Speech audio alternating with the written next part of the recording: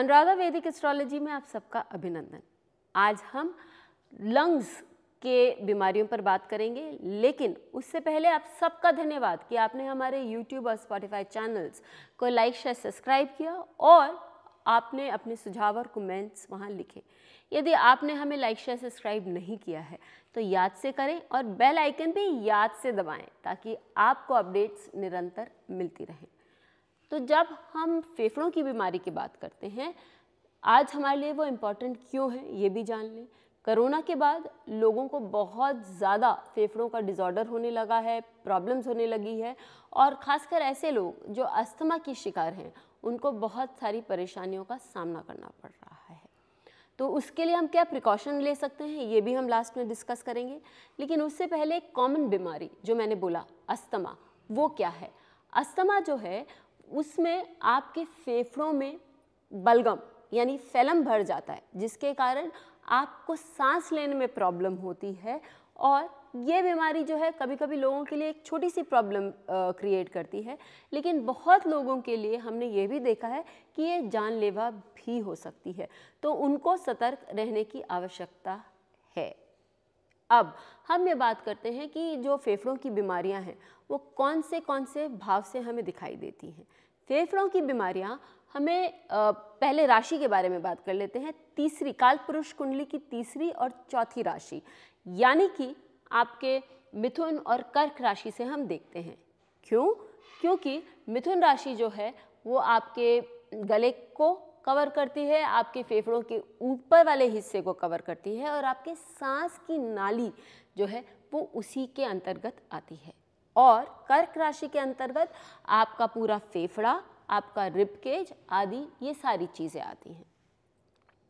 अब जब हम भावों की बात करते हैं तो हमें 3 भाव देखने की आवश्यकता है, तीसरा भाव, चौथा भाव और अष्टम भाव। क्यों?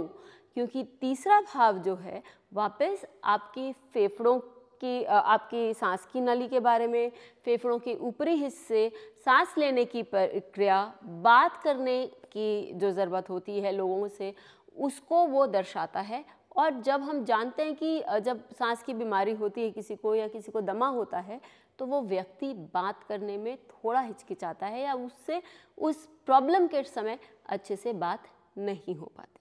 अब आप ले लीजिए कि आपके चेस्ट एरिया के बारे में या 4th हाउस के बारे में, तो जब फेफड़ों में पानी भर जाता है तो व्यक्ति को सांस लेने में प्रॉब्लम होती है, उसके बॉडी में इनफ ऑक्सीजन नहीं होता, जिसके कारण उसका शरीर भी शिथिल पड़ने लगता है।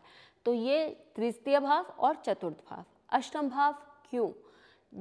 अस्थमा, डायबिटीज़ ये सारी जो बीमारियां हैं वो क्रोनिक डिजीज़ेस के अंतर्गत आती हैं, यानी कि वो समय तक चलती रहती हैं, काफ़ी लंबे समय तक चलती रहती हैं। तो जो भी बीमारी व्यक्ति के बहुत लाइफ टाइम तक चलती है उसके लिए हम अष्टम भाव देखते हैं। ये तो हुआ राशि और भाव। अब ग्रह कौन से देखें? ग्रह यदि देखना है तो सबसे पहले हमें चंद्रमा देखना चाहिए। चंद्रमा क्यों? क्योंकि चंद्रमा जो है वो आपके जल तत्व की राशि है, आपके 4th हाउस में वो दिग्बली होता है और साथ ही कर्क राशि जो है वो उसकी राशि है। तीनों एलिमेंट से जुड़ने के कारण चंद्रमा इस बीमारी के लिए, रेस्पिरेटरी डिसऑर्डर, अस्थमा, ये सब के लिए बहुत इम्पॉर्टेंट हो जाता है। और जल तत्व होने के कारण यदि चंद्रमा आपका एफ्लिक्टेड हो तो वो आपको जल की बीमारियां दे सकता है, वो आपके लंग्स में प्रॉब्लम क्रिएट कर सकता है, स्पेशली यदि वो आपके 4th हाउस से कनेक्ट कहीं ना कहीं कर रहा हो तो। अब हम देखते हैं कि और कौन से ग्रह हैं। राहु जो है वो आपको ऐसी बीमारियां देता है जिसका कोई इलाज नहीं है और उन बीमारियों को बढ़ा देता है, स्पेशली यदि वो अष्टम भाव से कनेक्ट हो या वो अष्टमेश से कनेक्टेड हो या चंद्रमा या लग्न से कनेक्टेड हो। फिर अब हम देखते हैं आपका जुपिटर, क्योंकि जुपिटर भी है जो है वो यदि आपके इस केस में यदि जुपिटर चंद्रमा से कनेक्ट हो जाता है और एफ्लिक्टेड भाव दिखाता है या अकारक भाव का स्वामी होता है तो ऐसे केस में वो आपको अस्थमैटिक इश्यूज दे सकता है। इसी बात पर एक चार्ट ले लेते हैं।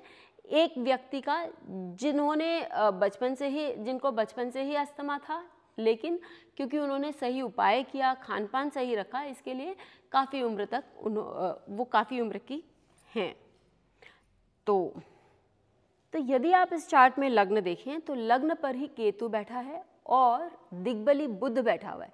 तो हम बोलेंगे बुध तो अच्छा है, लेकिन यदि दिग्बली है तो ये भी देखिए कि वो तृतीय भाव और द्वादश भाव का स्वामी है और वक्री है, तो वो काफ़ी तेज है, लेकिन वो अकारक भावों का स्वामी होने के कारण व्यक्ति को हेल्थ इश्यूज देता है। और साथ ही हम देखते हैं कि ये राहु केतु एक्सिस पर है, तो ऐसी स्थिति में कर्क राशि हाईली एफ्लिक्टेड है। कर्क राशि का स्वामी चंद्रमा भी राहु से दृष्ट होने के कारण वो भी एफ्लिक्टेड है।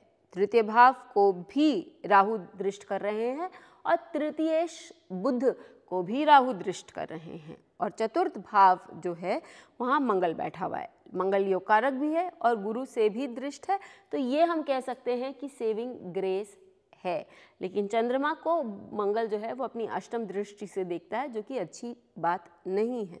तो इनको भी बहुत सालों से, बचपन से इनफैक्ट अस्थमा का प्रॉब्लम है, लेकिन क्योंकि इन्होंने बहुत अच्छे से अपना खान पान किया, इन्होंने अपना पूरा सेहत का ध्यान रखा, व्यायाम किया, इसके लिए इनको जब भी प्रॉब्लम आती है, ये प्रिकॉशन भी अच्छे से लेते हैं, तो इन्होंने लंबी उम्र पा रखी है।